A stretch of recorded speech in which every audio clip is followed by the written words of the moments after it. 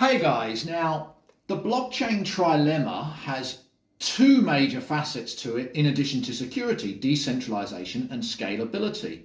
And quite often what happens with most blockchains is that as decentralization increases, it can result in a decrease in scalability. Now there's all sorts of enhancements that lots of blockchains are doing to increase scalability.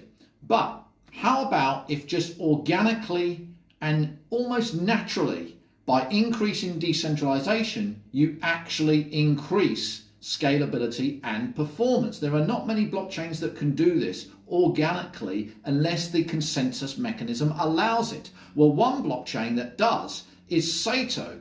Now, this is because in Saito, it uses proof of routing work, and not all nodes need to process all transactions. See, in most blockchains, like with Bitcoin and Ethereum, basically all nodes need to see all transactions and need to process all transactions, except for light clients, but that aside.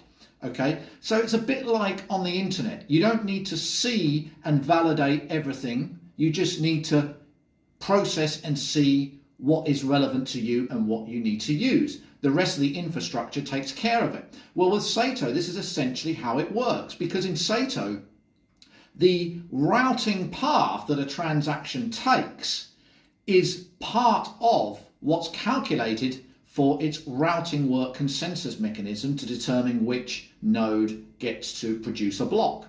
Well, along that routing path that the transaction takes, there's only certain nodes that are involved along the routing path.